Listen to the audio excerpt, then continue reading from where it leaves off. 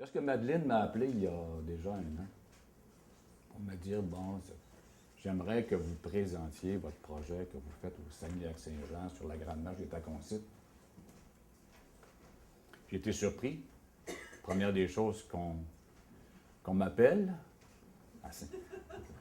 parce qu'on est en ruralité aussi, hein, et la ruralité n'a pas une grande voix, malheureusement, par rapport aux grands centres comme Montréal. On n'a pas les médias pour transporter nos projets, mais Internet a fait l'affaire. Elle a cherché art et communauté et elle est tombée sur nous. Interaction qui? Justin Maltais, Alain Laroche. Et puis après, elle me dit, ben c'est à Saint-Camille. Oh, Saint-Camille, c'est en ruralité aussi. Hein. Les médias, donc j'ai fait des recherches sur Internet. Et c'est une terre fertile. J'ai dit, oh, on n'est pas en zone inconnue. Ils travaillent en communauté depuis passablement d'années. C'est des gens dynamiques. Il va falloir présenter le projet correctement. Donc, on avait 1 an pour se préparer.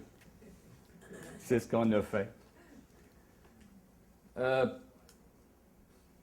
D'où on vient? Parce que je pense que c'est impossible de comprendre le projet de la Grande Marche des Taconsites si on ne comprend pas comment des artistes, un peintre et un sculpteur, qui sortent de l'École des Beaux-Arts dans les début des années 70, et qui entreprennent une carrière traditionnelle de peintre et de sculpteur au Lac-Saint-Jean,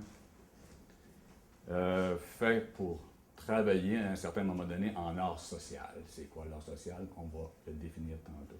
Mais chose certaine, il y a eu une conjoncture très importante, à savoir que nous sommes 2 enseignants. Nous avons enseigné pendant 35 ans dans un collège. Nous étions ensemble dans le même bureau, donc on a été capable de travailler, de jaser, de partager des rêves.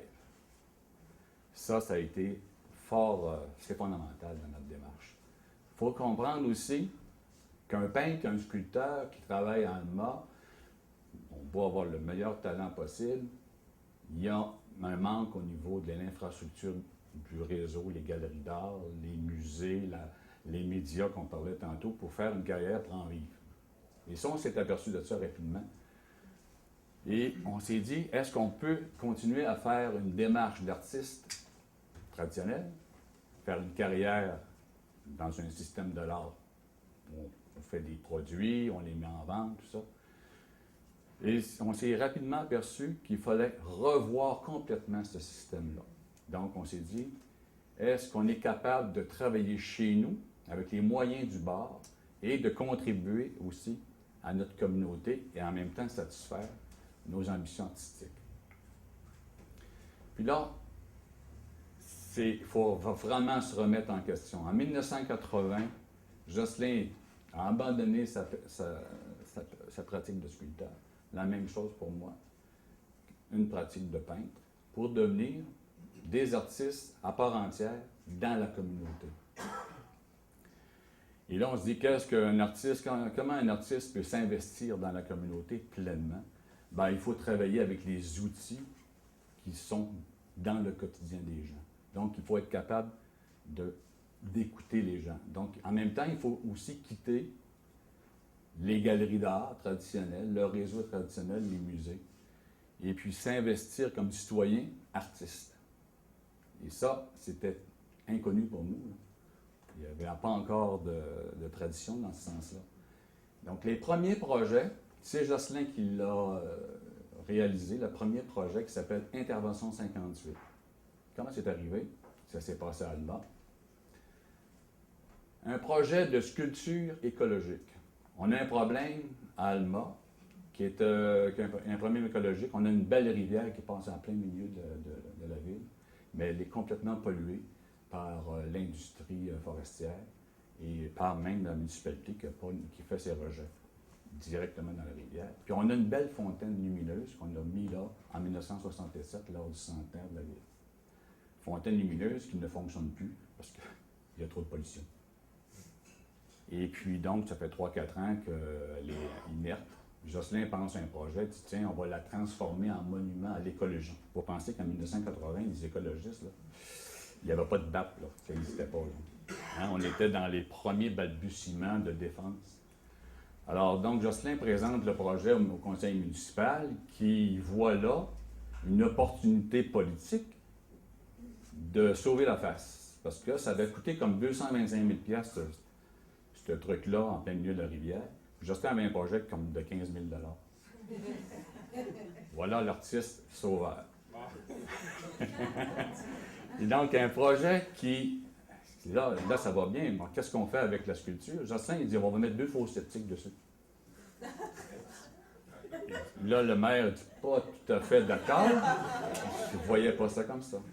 Mais, il dit, tu vas voir, on va faire un rituel qui va durer 58 heures, puis la communauté va contribuer à planter des arbres, entre autres.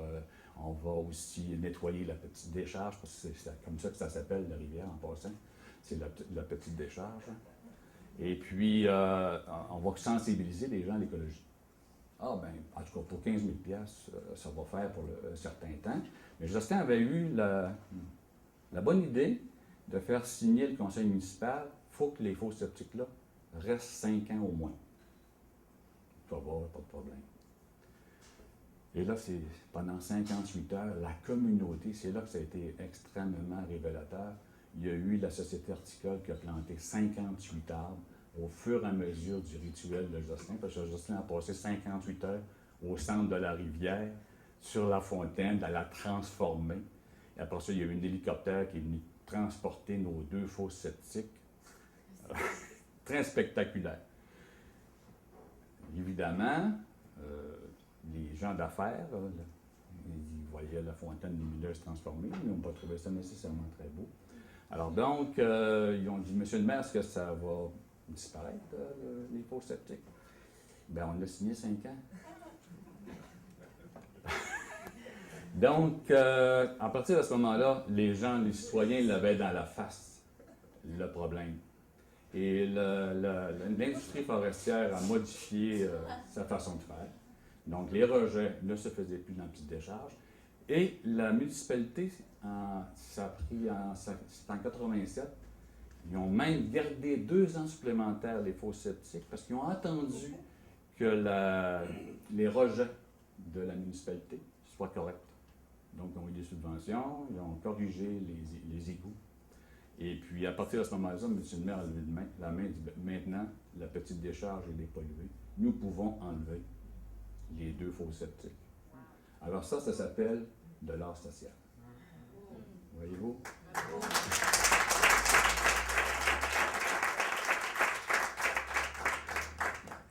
Donc, à partir de 1980, donc à partir de l'initiative de Jocelyn, on a fait une série d'événements comme ça dans notre municipalité, qui étaient souvent en rapport avec une sensibilisation écologique. Et on a cheminé comme ça tout le long, avec des instruments comme le photocopieur. On ne travaillait pas avec ni les matériaux traditionnels de l'art. On travaillait avec des matériaux qu'on trouvait sur le terrain. C'était souvent des rencontres avec les gens. Et tout s'élaborait tranquillement dans un processus de travail, de création. C'est maintenant pour arriver à notre projet de la Grande Marche. Donc, vous voyez d'où on vient, comment on a dû travailler notre façon de faire avec la communauté. Donc, se dépouiller de notre savoir savant en termes de peintre et de sculpteur. Mais en même temps, il fallait développer des stratégies créatives, de sorte que la population embarque là-dedans. Puis là, quand on parle de la population, on parle des groupes communautaires, on parle des élus, on parle de tout le monde. Et tout le monde ne se prétend pas artiste, on est tous des créatifs. Dans le cas de la Grande Marche du Tacon-Cite, premièrement, un tacon. On m'a posé la question à peu près comme 10 fois là, depuis hier. Un tacon, c'est le petit de la Wananiche. Une Wananiche, Jocelyn va faire circuler un tacon de pierre. Une Wananiche, premièrement, c'est un poisson, c'est un saumon d'eau douce qui habite le lac Saint-Jean. C'est un poisson, dans le fond, c'est un saumon qui n'a pas pu, lors de la glaciation, sortir, et puis il a été emprisonné au lac, et c'est conditionné. Et il vit comme un saumon, c'est-à-dire qu'il rentre dans les rivières pour se reproduire, revient au lac comme le saumon.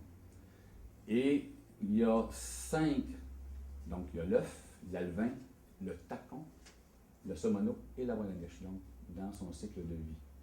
Et le tacon, c'est celui qu'on ensemence, donc c'est la partie, si on veut, là, au moment où il est viable, c'est le jeune qui a un avenir.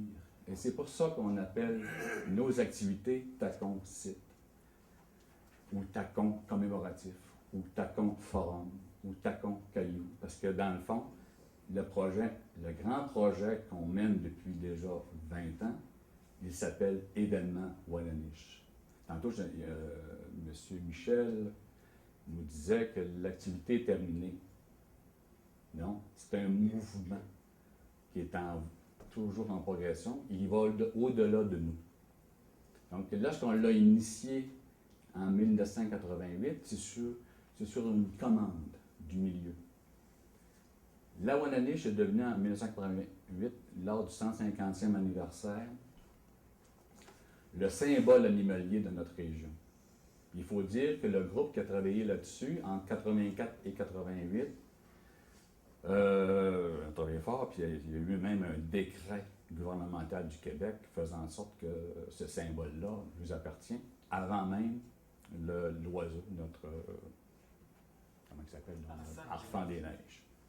Même on a eu un problème parce que le Québec s'est dit, ben écoutez, on n'a même pas, nous, d'emblème animalier, il faudrait bien qu'on en ait un. Mais ils l'ont eu en 91. Donc, on a été la première région à se doter d'un symbole.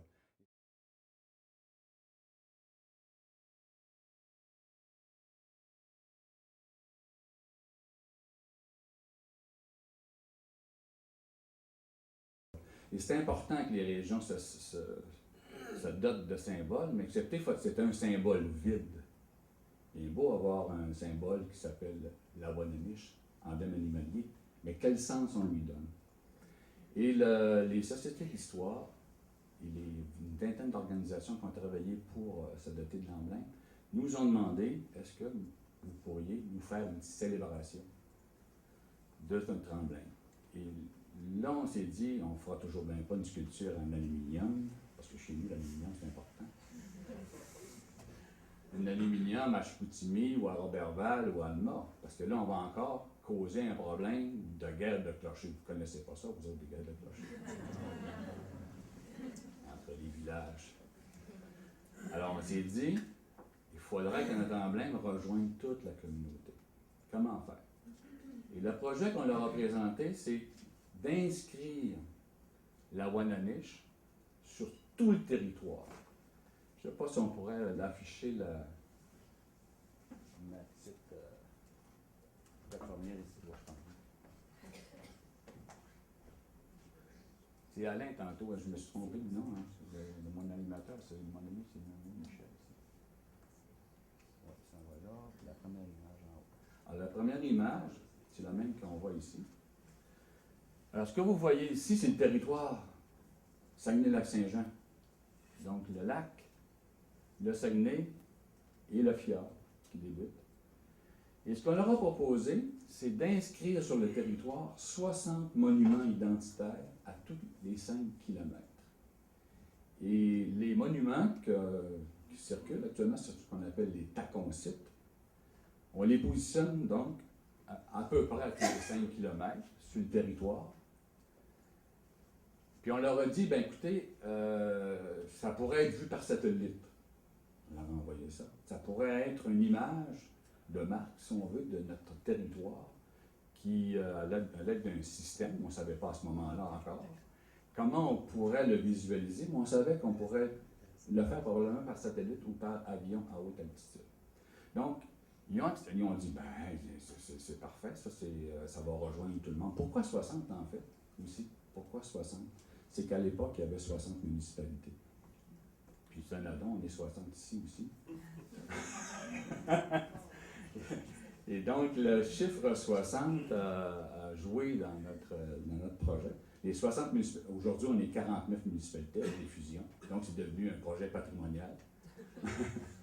Et puis là-dessus, sur les 49 municipalités, il y en a 45 rurales, donc de 2500 habitants à 500 habitants. Donc, nous, on s'est dit, on va devenir des artistes nomades, on va parcourir le territoire, on va rencontrer les communautés. Il faut bien dire qu'en 1980 et 1988, on travaillait surtout à Alma. Donc là, on élargit notre rayonnement. Bon, entre 88 et 95, ce qu'on fait, c'est expérimenter, finalement, parce que le monument n'était pas encore décidé, la forme du monument, la façon de rencontrer les communautés, comment visualiser ça par satellite. On a fait des expériences avec le centre de détection, on a travaillé avec des scientifiques, on a fait plein de trucs. Donc, c'était beaucoup une période expérimentale entre 88 et 95. En 95, on lance le projet Événement Wallanish. Et tu peux changer peut-être tu vas voir juste la prochaine image. Alors, un tacon, voilà un tacon. Celui-là est positionné tout près à l'Abbé, la municipalité de l'Abbé, même aujourd'hui un arrondissement, tout près du fjord. Et donc, ils ont tous la même forme. C'est toujours le même symbole qu'on réalise. Alors, si ce n'était que d'installer 60 monuments de ce type-là, je ne serais pas ici aujourd'hui. Parce que là, on aura affaire à de l'art environnemental. OK? Ou land art. Et ça se fait relativement rapidement avec une équipe sur le terrain. Et on aurait réalisé nos 60 monuments, mais personne n'aurait entendu parler et on n'aurait influencé personne. On ne serait pas en communauté, là. C'est un beau trait d'artiste, j'en conviens, mais on ne va pas loin. Si on veut pénétrer le tissu social, c'est plus complexe, parce que là, il faut rencontrer les gens, il faut travailler avec eux, puis il faut inventer. Et la grande difficulté de ce projet-là, c'est qu'on veut travailler avec toutes les municipalités. Donc, les 49 municipalités actuelles sont rencontrées. On veut travailler avec un maximum de milieux éducatifs, milieux sociaux, milieux communautaires, tous les milieux, les enfants, l'intergénérationnel. Puis, il y a une autre chose aussi, chaque tacon a un nom. Et le thème qu'on aborde est un thème identitaire, propre à la communauté avec laquelle on travaille. Vous voyez un peu le nombre de réunions, de rencontres. Des fois, ça peut prendre un an et demi avant de définir un projet. C'est pour ça que le projet est loin d'être terminé, puis il peut être aussi un projet qui peut se poursuivre avec d'autres personnes. Donc, c'est un projet transférable. Il n'appartient pas à l'artiste, il appartient à la communauté. On peut peut-être passer, on va passer tout de suite à, je ne sais pas comment je suis rendu dans le temps. C'est beau. On va tout de suite passer, parce que 1995, je disais tantôt, ça a été le lancement de l'événement Wallanish. Je vous parle seulement d'un aspect, la Grande Marche de Tacon-Site. Tantôt, je vous ai dit, il y avait un tacon commémoratif, il y avait des tacons cailloux, puis il y avait des tacons forum. Puis tout ça, c'est des gros projets aussi, dont je ne vous détaillerai pas. Mais entre 1995 et 2000, on a surtout travaillé sur ce qu'on appelle les tacons commémoratifs, qui sont des monuments en hommage aux familles du Saguenay-Lac-Saint-Jean. À la fin, je vais vous présenter un tacon commémoratif, puis le printemps est très important, vous allez voir tantôt, à la fin. Celui-là, je vous le réserve. Là, je vous aborde la Grande Marche de Tacon-Site, le Tacon-Site des semences. J'ai choisi évidemment 3 projets ruraux, parce qu'on a des projets plus urbains. Mais celui-là est vraiment un projet rural. C'était notre premier projet en 2005, où là, on a décidé que chaque tacon avait une identité propre et que chaque tacon devait appartenir à une communauté. Dans ce cas-ci, on a travaillé avec les gens de Lac-à-la-Croix. C'est une population d'environ 800-900 habitants. Eux sont agricoles, c'est vraiment leur... c'est des cultivateurs, c'est vraiment le produit au niveau économique. Et en plus, il y a un centre d'interprétation de l'agriculture et de la ruralité qui est là. Et le tacon, parce que par hasard, il faut bien penser hein, que tous les tacons, ils ne tombent pas nécessairement dans la cour où on voudrait. Donc lui, il y a à peu près une vingtaine de tacons qui tombent exactement dans des places publiques ou des centres d'interprétation, des musées. On fait les plus faciles. Parce qu'il y en a qui tombent dans le bois. Fait que les autres sont plus durs à gérer. Et là, les plus faciles, entre autres, celui-là, il tombait au centre d'interprétation de l'agriculture, à la Calaqua. Donc, ils sont porteurs de l'identité agricole, cette population-là. Au centre d'agriculture, à ce moment-là, il n'y avait pas de jardin, aussi bizarre que ça puisse paraître, il n'y avait pas de potager qui était montré. Il y avait évidemment un centre où on montrait les machines agricoles, les anciens, bon, tout le patrimoine agricole. Fait qu'on leur a dit, hey, ça serait intéressant de bâtir un jardin, mais pas un jardin de n'importe quel jardin. On va faire un jardin des Trois Sœurs. La directrice a dit, c'est quoi, c'est un jardin des Trois Sœurs? Bien, c'est un jardin autochtone. On est dans un territoire autochtone montagnais. Et pourquoi on ne travaillera pas avec la courge, le haricot et le maïs, qui sont ce qui est le jardin des Trois Sœurs? En fait, les Trois Sœurs, c'est les trois légumes qui poussent en harmonie et en solidarité sur des buttes. Et là, la directrice, c'est une bonne idée, on va. Donc, la première chose qu'on a fait, construire un jardin des Trois Sœurs, et en même temps, transmettre le savoir-faire autochtone. L'agriculture, bon, c'est bien sûr, il y a eu les chasseurs-cueilleurs. Il faut en parler. Après ça, ben, on a eu des agriculteurs à l'hiver. Voilà. Donc, on a entré une nouvelle dimension dans leur musée. Ensuite, on a dit, bien, les fruits, les légumes qu'on va cultiver dans ce jardin-là, on pourrait les partager lors de votre marché du terroir à l'automne. Et pour ce faire, on a créé un potage. Le potage des Trois Sœurs, qui est partagé lors du marché, donné aux visiteurs. Donc, on travaille avec les cycles, printemps, automne, comme l'agriculteur. Ensuite, on dit, bien, ça vous prend un épouvantail. Mais l'épouvantail qui est là, immense, 16 pieds de haut, un gros truc, mais il n'y avait pas d'épouvantail. Il y avait un festival de l'épouvantail dans le village, qui était plus ou moins moribond. Ben, il faudrait le réactiver. Donc, il y a une chose qui est importante à vous dire. On a un conteur qui s'est greffé en nous, Bertrand Bergeron, qui est un savant, parce que c'est à la fois un ethnologue qui a fait un doctorat sur les contes et légendes du Saguenay-Lac-Saint-Jean. Puis on lui a demandé, chose qu'il n'a jamais faite, mais il l'a fait pour nous, de créer un conte à chaque fois qu'on faisait un tacon. Donc, on est rendu à 50 quelques contes actuellement, décrits, 52 contes décrits sur les 60. Donc, c'est les contes du pays de la Wananiche. Il est en train, dans le fond, de nous créer une mythologie sur le territoire. Alors ici, c'est le conte qu'il a créé, c'est le Festin des Trois Sœurs. Ce conte-là, c'est un conte mythique qui fait le passage entre les cueilleurs, chasseurs, et les éleveurs. Les agriculteurs. Et c'est vraiment là, ça utilise évidemment le paysage local, les gens, on se retrouve là, sur le territoire au niveau géographique historique. Donc ça, c'était une des premières interventions dans la communauté. Et aujourd'hui, ça fait quand même, ça fait en 2005, le vieux grigou, parce que dans le conte, notre épouvantail s'appelle le vieux grigou. Ben, il est utilisé comme image de marque du Ciard, le centre d'interprétation. Le jardin est toujours présent, encore plus gros. Le potage est encore là. Et donc, c'est tous des éléments qui ont été récupérés lors de notre intervention avec eux pour l'implantation du taconcyte des semences.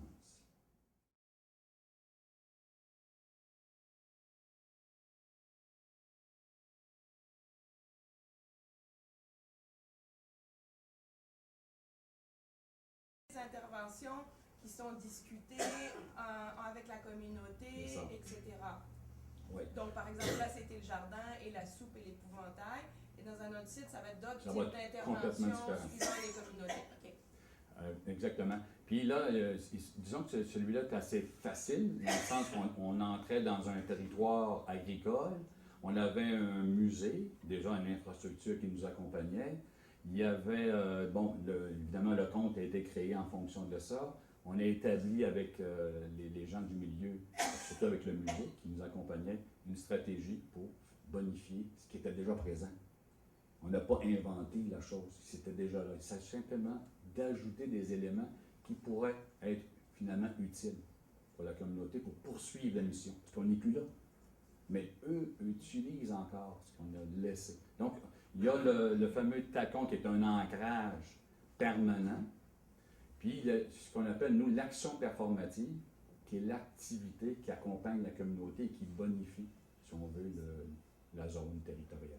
Pour déterminer les 5 km, vous êtes basé sur quoi?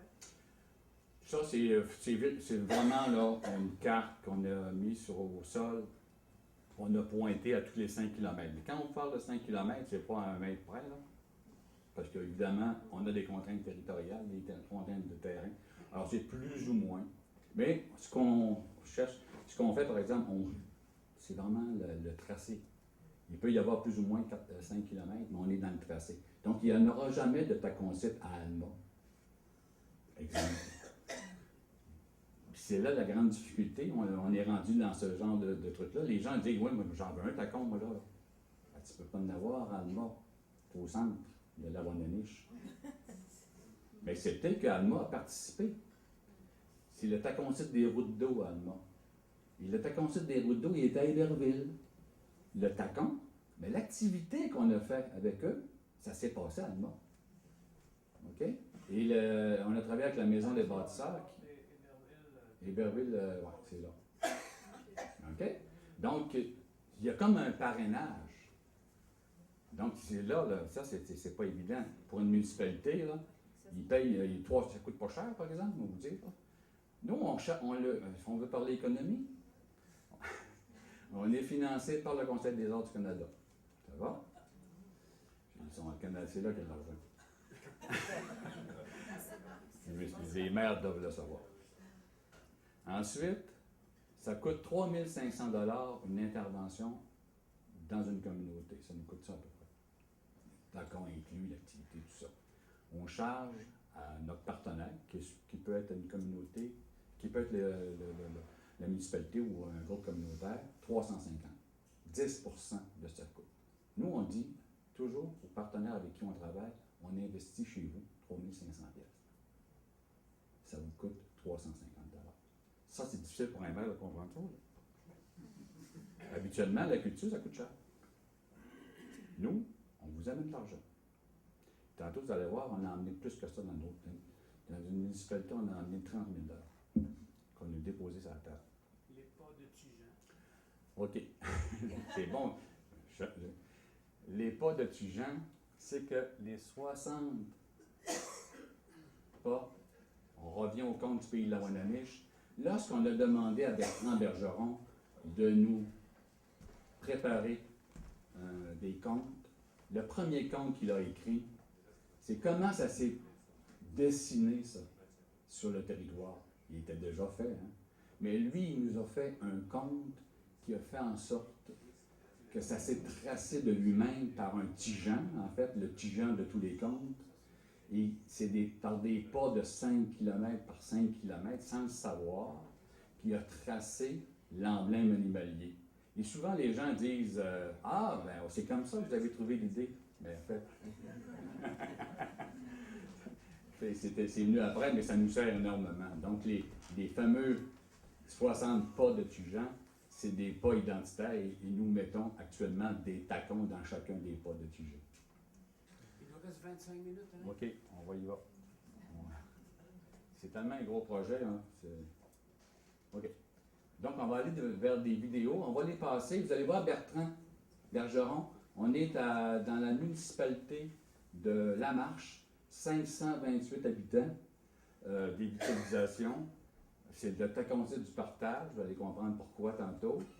Et vous allez voir l'activité qu'on a fait avec 2 artistes, parce que maintenant, on n'est plus les seuls responsables de la Grande Marche des taconcites. Nous invitons les artistes de l'extérieur pour venir nous aider et bonifier et en même temps rayonner. Au début, on était seuls, maintenant on est plusieurs. Donc, on va passer le voilà. C'est pas vrai, mais on veut que les gens à qui on le fait à quoi, ça, c'est un mensonge. Dans ce temps-là, dans mon temps, quand on racontait des mensonges, il fallait aller devant Le principal de la marche, qui a été bloqué, le projet utilise des roches, des pierres. Il faut dire que la pierre fait partie, c'est l'élément principal de notre projet.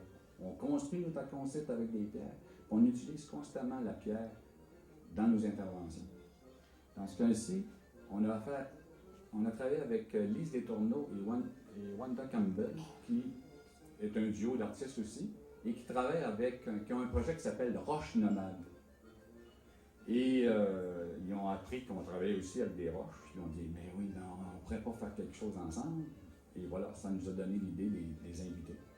Et ils ont fait un beau gros marché public où les enfants, les parents, toute la communauté était impliquée à organiser un immense pique-nique communautaire, à organiser les assiettes avec du fromage, du pain, des bonbons.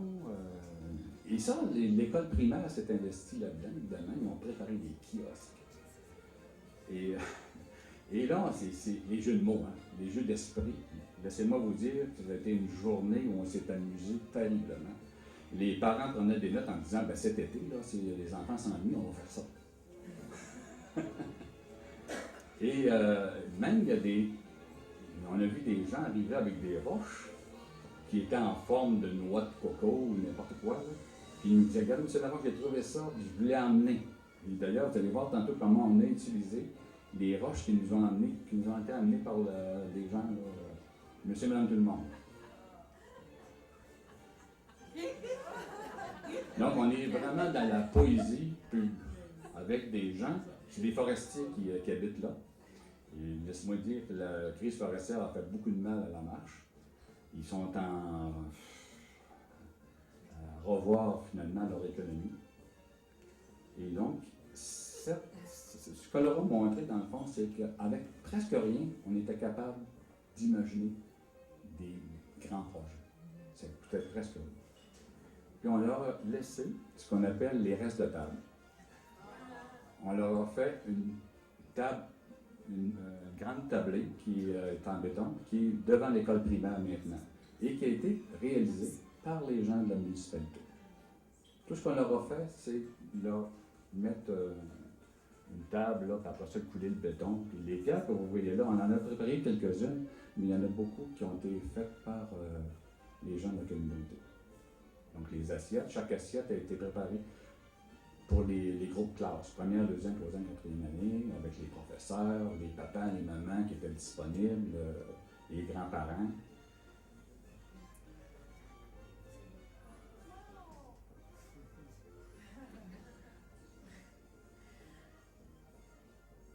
Et là, vous voyez, le tacon n'est pas à la marche. Il est à Chute-au-Galet, à Falardeau. Donc, les gens de la mairie ont dit, ben oui, il n'y a pas de problème, on va prendre des roches de chez nous, puis on va les amener à Chute-au-Galet, puis on va construire le tacon. Donc, dans chacun des tacons, souvent, on enfouit des choses. Nos tacons sont mystérieux à ce niveau-là. Ça veut dire que c'est au niveau archéologique, il va y avoir du plaisir. Si on les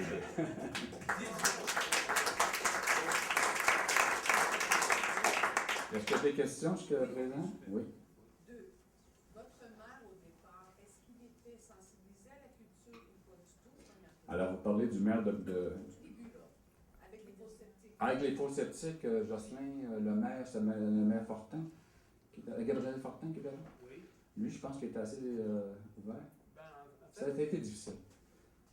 mais on n'a pas beaucoup de temps pour en parler. Bref, l'idée, c'est qu'il devait modifier la fontaine, parce que les gens aimaient beaucoup ça le soir, les jets lumineux et tout ça. Moi, j'ai dit, on peut pas là, faire ça, monsieur le maire, parce que, vous savez, ce serait de trahir, ce serait comme si une femme se se met une belle robe, puis elle est crottée. Alors, vous voyez, on ne peut pas continuer à faire la fontaine comme ça, c'est impossible. On va profiter pour changer on s'en va vers une décennie à l'écologie, l'environnement, tout ça. Et puis c'est comme ça que petit à petit, mais je pense que je n'étais pas seul. Alain en a parlé brièvement, mais je n'étais complètement pas tout seul parce que j'avais besoin d'assurance de d'autres pour me dire, pour raconter juste une petite anecdote assez amusante, parce que dans le rituel, vu que je passais 58 heures là, puis on plaçait des vecteurs dans la fontaine, puis à 500 mètres plus loin, il se plantait un arbre. 500 mètres à toutes les heures, à mesure qu'on plaçait un vecteur. Et puis, moi, j'ai dit, ben là, je vais tout brûler mon linge parce qu'il est sale dans le rituel. Puis le chargé des opérations techniques me dit, ben là, tu t'habilles pas tout nu quand même. Non, ben là, non, mais je vais voir. Et puis, quand est venu le temps de faire le feu qui immolait, c'était la première immolation. Après ça, il y avait une deuxième, une grosse sculpture que j'avais fabriquée qui imitait le pollueur. Mais pour mes vêtements, donc, je les fais brûler puis je me ramasse tout nu. Ben, parce que je ne pouvais pas rien garder, tout était sale. Mais il est arrivé que Radio-Canada était sur la passerelle, puis ça passé aux nouvelles. C'est la seule chose qui a passé aux nouvelles. Il y a une couple, oui, c'est ça c'est assez triste. Puis quand une dame disait, c'est une belle action que tu as faite, mais tu n'aurais pas dû te mettre tout nu, tu sais. Mais il y a des fois que c'est amusant comme ça. Donc, M. le maire et les échevins, ils ont dû, quelque part, souscrire à l'idée parce que j'avais beaucoup d'amis qui étaient. C'était pas seul. On va pas. Est-ce qu'il y a une autre question? Les roches, puis chaque flacon, c'est les roches du territoire où sont les flacons, ou comme c'est transporté comme la marche le fait. Bon. Mais c'est identitaire aux roches du milieu. Autant que possible, on prend les roches du milieu, mais je vous avoue qu'au lac Saint-Jean, il y a des endroits où il n'y en a pas. C'est malheureux. Là, à ce moment-là, on est obligé d'aller en chercher. Oui, j'ai vu. D'ailleurs, c'est un trésor que vous avez.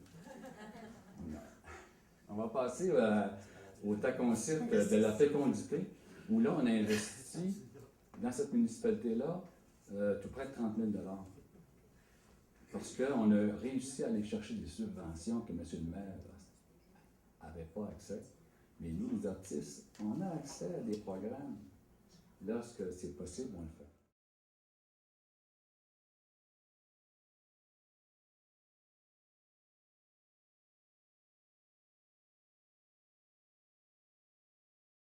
Alors, le taconcite de la fécondité n'est pas à Iberville Station. Ce qu'on est en train de construire, c'est le mât de mai. Je peux le baisser un petit peu. OK. Alors, les gens qui sont là, ce n'est pas des entrepreneurs payés, ça. C'est des bénévoles. Il y en a un qui est payé, le contremaître. Les autres, c'est des conseillers municipaux, c'est des gens de la communauté. Ils sont en train de monter une sculpture qui a été réalisée par Daniel Dutil, qui est là, que nous avons payé pour concevoir un mât de mai. Je vais vous expliquer un peu tantôt ce que c'est. Et qui est placé sur une place publique d'Iberville Station. Iberville Station, c'est une municipalité de 1200 habitants à peu près. Eux, ils ont une particularité. Ils ont un festival annuel depuis 40 ans qui s'appelle la Plantation du mai. C'est les seuls au Canada qui font ça. C'est une fête celtique du printemps, fête de la fécondité, qui a été amenée par en Nouvelle de la France, parce qu'on en trouve encore en France et en Bavière de ces fêtes-là. Et ça a été amené ici, en Nouvelle-France, ça a été fêté jusque dans les années 50. Et Iberville Station, à partir de 1970, en fait une fête annuelle, puis dans cette fête-là, il y a un citoyen ou une citoyenne qui a contribué à la communauté qui est fêtée. C'est monsieur et madame tout le monde, autant qui est bénévole, souvent. Et une des choses que les autres souhaitaient avoir, c'est un mât de mai, qui est présent souvent dans les fêtes. Il n'y avait pas les moyens de s'en payer. C'est que j'ai dit, oui, mais vous ne faites pas quelque chose, je ne sais pas, mais 40e, c'est pas assez, là, ça prend 100 ans et plus pour avoir des subventions. C'est que là, on a commencé à fouiller dans leur histoire, puis j'ai vu la date du le maire fondateur, Il est né en 1860. J'ai dit ça, c'est merveilleux. On est en 2010, 150e anniversaire du maire fondateur d'Héberville Station. Parfait.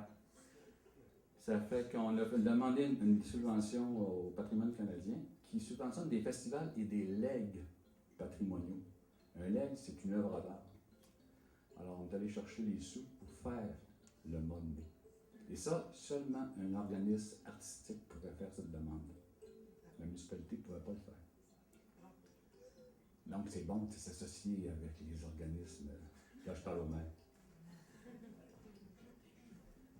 Alors, on a aussi participé à leur défilé, parce que là, ils fêtaient le 40e anniversaire de la plantation du Mai. Donc, ils voulaient avoir un immense défilé où toute la communauté participait et racontait l'histoire d'Héberville Station.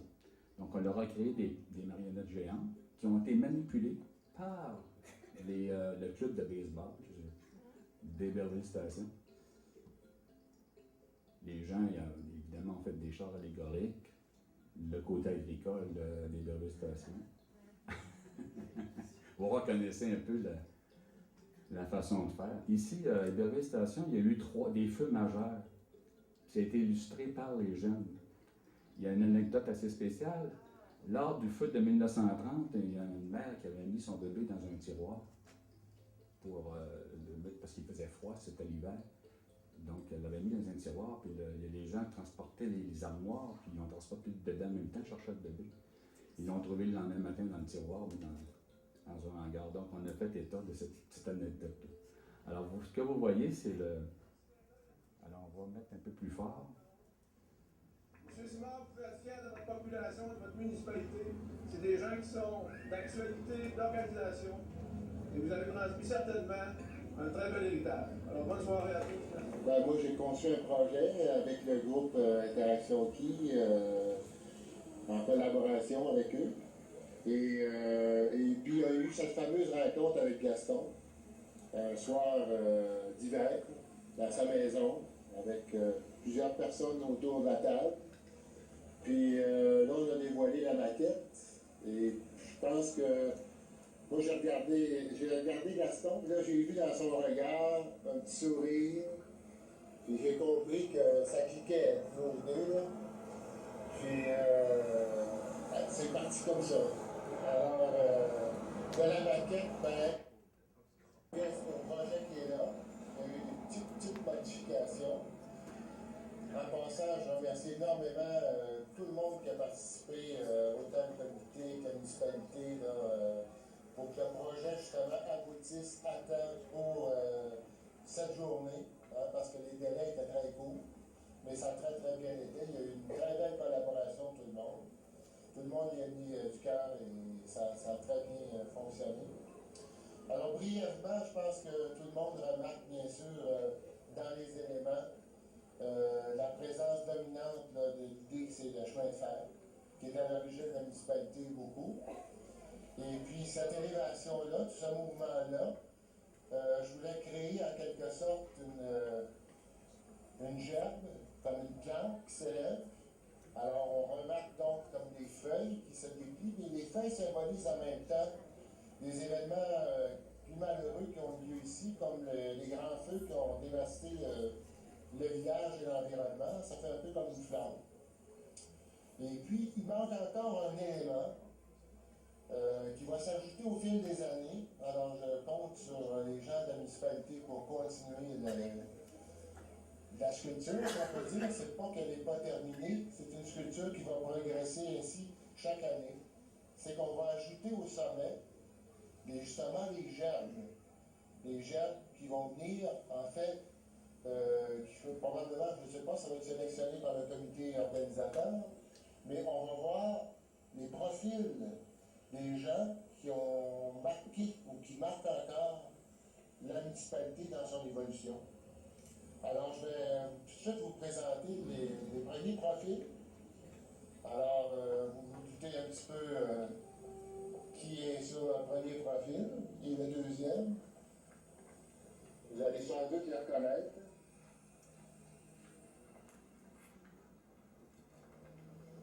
Alors, ce qu'on peut voir en haut, bien sûr, c'est le profil de Gaston. Alors, les éléments qui sont là, ils vont être posés au sommet, dans les 4 directions, parce que c'est des poteaux carrés, et ça va former des germes au fur et à mesure de l'évolution des années. Ça va créer comme une germe d'or, un peu le symbole de la municipalité, en quelque sorte. Alors, c'est tout. Merci beaucoup. Alors, ce qu'il faut comprendre, Gaston, qu'on entend, Gaston Simard, il avait 75 ans. On a commencé à travailler avec lui à l'automne. Ça, c'est un projet qui est du 11 juin. On avait commencé à travailler avec eux en automne. C'est lui qui nous demandait est-ce qu'on pourrait avoir un mois de mai. Ça fait 40 ans, ça fait 40 ans qu'on veut un mois. Puis donc. Il est décédé un mois avant la fête. Donc, c'est pour ça que, évidemment, M. le maire est venu nous voir. J'ai eu un téléphone à 6 h le matin, Gaston est décédé.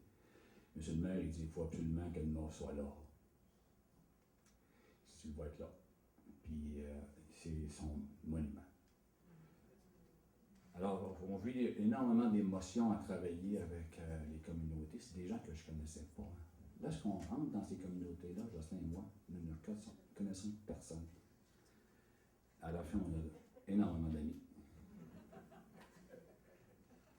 Pour terminer, ah ouais, ok. Mais je voudrais vous présenter le TAC. Là, on a parlé, là, on pourrait en parler longtemps parce que là, c'est 3 tacons sur les 35 qui sont réalisés.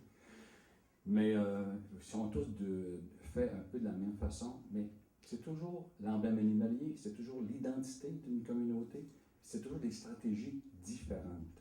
On ne peut pas employer les mêmes stratégies pour chacun. C'est impossible. Lorsqu'on rencontre les communautés, ils se dégagent tout de suite un niveau de création. Il y a des projets, il y a des savoir-faire, il y a quelque chose, un terrain qu'il faut mettre en valeur. Donc, on ne peut pas arriver avec une besace, puis voici, on a toutes sortes de beaux projets pour vous, tout préparé d'avance, clé en main. Non. Ça ne fonctionne pas comme ça dans une communauté. Ça se construit avec la communauté. Ça peut prendre, par exemple, du temps. Il faut avoir la bonne volonté d'y mettre le temps. Ce projet-là, il n'est pas fini, et on espère qu'il ne finira jamais. C'est le principe même d'un projet en art social. C'est un mouvement dans le social, par l'art. Là, ce que je vais vous présenter, c'est un projet qui n'est pas encore fini. On a l'habitude de faire de ce genre de projet-là, dans le fond. TAC des générations, TAC commémoratif. Je vais mettre un peu plus fort.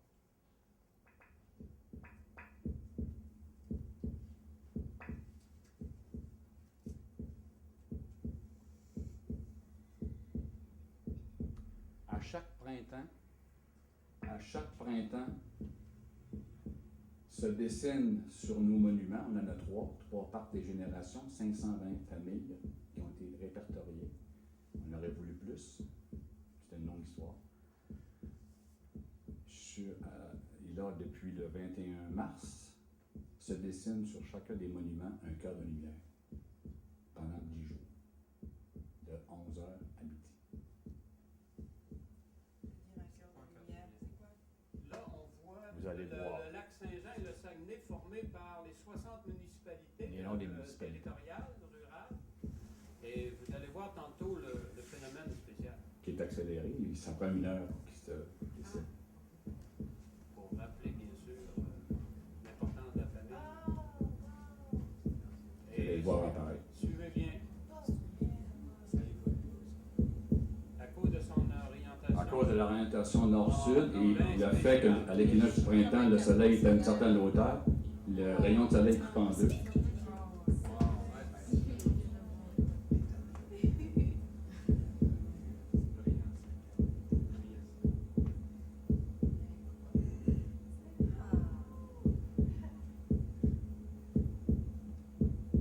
Et toutes les familles sont au pied avec les tacons, 60 familles Par tacon. au sol. On aurait voulu que ce soit notre projet du millénaire. On n'a pas été capable, mais on a parlé un peu avec... on n'a pas été capable de réunir le consensus régional. Donc, on a perdu 225 000 $. On a perdu 225 000 $. Pourquoi? Parce que les élus n'ont pas été capables d'adopter ça. c'était 3 500 par municipalité. Si on avait eu 225 000 il y avait 20 municipalités où c'était gratuit. Les plus pauvres. Les plus pauvres. Très difficile. Les fonctionnaires m'appelaient. M. Laroche, pourriez-vous envoyer vos résolutions? On a eu 15.